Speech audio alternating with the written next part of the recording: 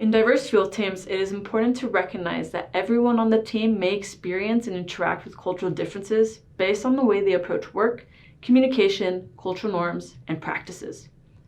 Building cultural inclusivity helps understand team dynamics, creates a safe and heard space for team members, and mitigates conflict or issues within team members, external partners, and community members.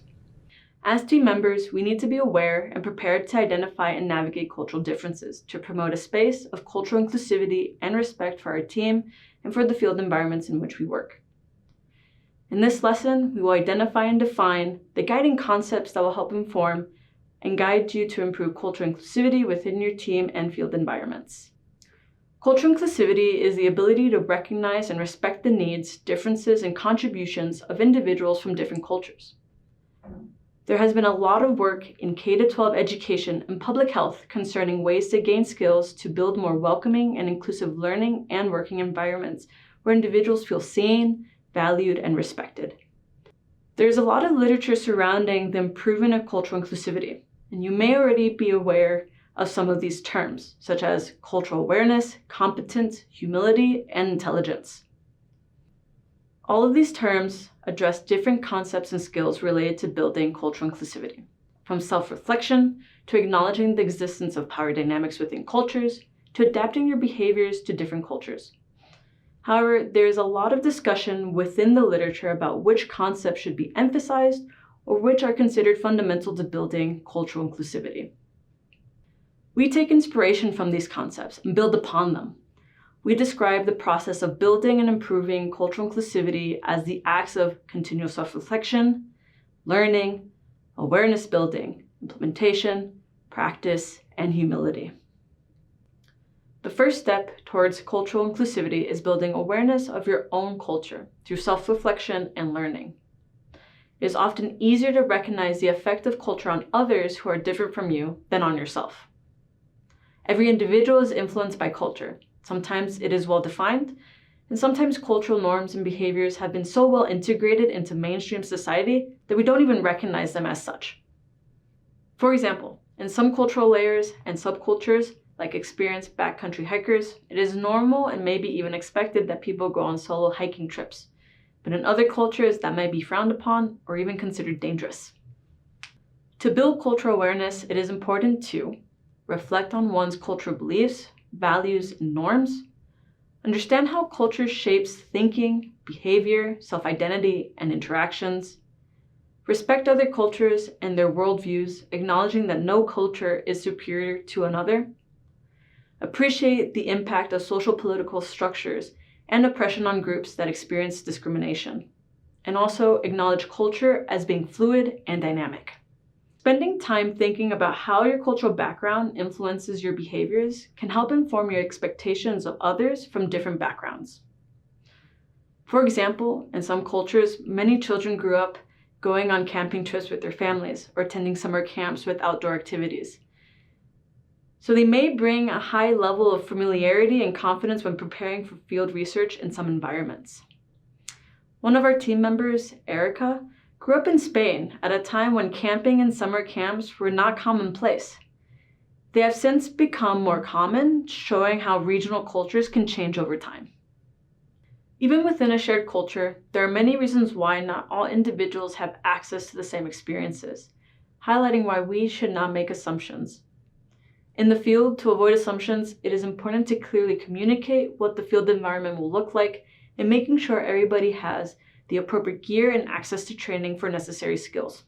For example, someone on a team may not know that cotton is not the ideal clothing material for cold, wet environments, but someone who grew up hiking in the winter would already be aware of this and had packed their gear accordingly.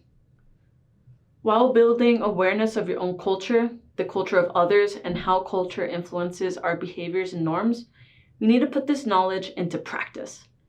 This involves learning about other cultures and how cultures may show up in our own or others' behaviors and identifying how to work with other cultures. Implementation and practice look like combining awareness and knowledge into a professional workspace and practice, working effectively in culturally diverse environments, actively learning about different cultures and how they relate to one another, understanding fundamental cultural differences and their impact on individuals, intentionally seeking out exposure to culturally diverse experiences. This helps reflect and plan for culturally diverse interactions. And finally, appropriately and constructively adapting our behaviors to respect different cultures while remaining true to ourselves. One way of being aware and modifying our own behavior to be sensitive to cultural differences is by adjusting language. For example, some people may feel an extra energy rush when using non-targeted curse words when doing exhaustive physical labor. However, this practice may make others around you uncomfortable for many reasons, but including cultural expectations of appropriate language for different audiences. We may not know the exact reason why someone may be uncomfortable, but if others are not participating in this behavior and express discomfort, we can refrain from using curse words while interacting with our colleagues. Another example is different cultural norms surrounding alcohol use in research environments. In some cultures, alcohol is present at all meals and social events in professional settings. Other cultures have restrictions on how and when alcohol is used, and individuals from these groups may not feel comfortable with open drinking outside of these designated circumstances. There are also many other reasons individuals, regardless of their culture, may not feel safe around alcohol. Recent research by Advanced Geo in the Earth and Space Sciences found that early career individuals and those from groups historically excluded from the discipline, including disabled, LGBTQ+, and people of color, were less comfortable with the presence of alcohol in professional settings. The misuse of alcohol can increase other risks in the field, including accidents and the prevalence of harmful behaviors such as harassment. Team leaders should be aware that their team may include individuals with very different tolerances and levels of comfort with alcohol, and should work to ensure that everyone feels safe. Some field camps and stations have restricted the use of alcohol. Many geoscience associations provide alternate beverages and snacks at their conferences and make sure that alcohol is not prominently featured. The final step of building cultural inclusivity is humility.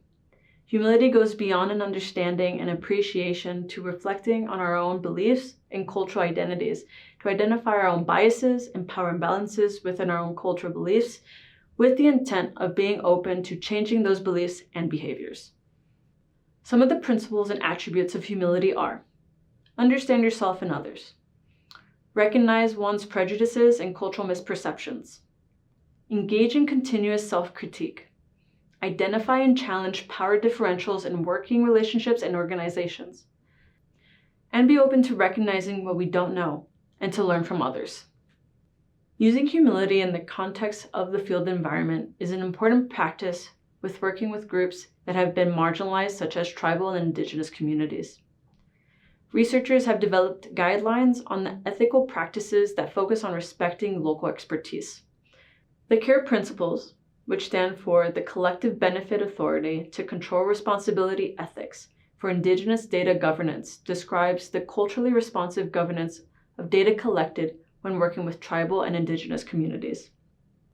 In addition, communities may have their own rules or norms for research collaborations or providing access to land or other natural resources, including samples for our own research.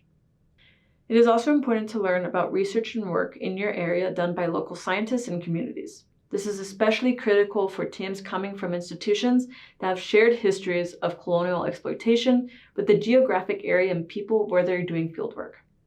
Important conversations are happening across scientific disciplines about ethical practices that avoid helicopter research or colonial research, terms used to describe research that is extractive without responsible collaboration and engagement of local communities and experts. Building cultural inclusivity in your field team and environment requires learning and building upon the concepts and examples that we have discussed throughout the lesson. Some of these skills require self-education, such as learning about culture to build awareness or seeking out opportunities for interaction with people from different backgrounds. Other skills are developed by directly interacting with others from culturally diverse backgrounds. As you mentioned earlier, the process of building and improving cultural inclusivity is ongoing, and to that end, it requires patience, humility, and empathy to reach a point where we feel comfortable with the process. Like with many things, building cultural inclusivity is a learning process that can follow something like this curve. As you commit time and effort, your ability to become culturally inclusive increases until it becomes a habit. However, in reality, the idealized curve now becomes a curve with some troughs and hills that represent mistakes and triumphs when incorporating cultural inclusivity.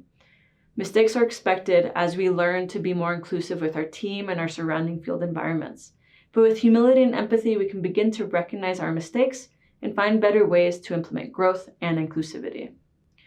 Developing the necessary skills and resources to address cultural differences is important to make sure that stereotypes and biases do not negatively impact others within our research teams or in external collaborations or put anybody in harm's way.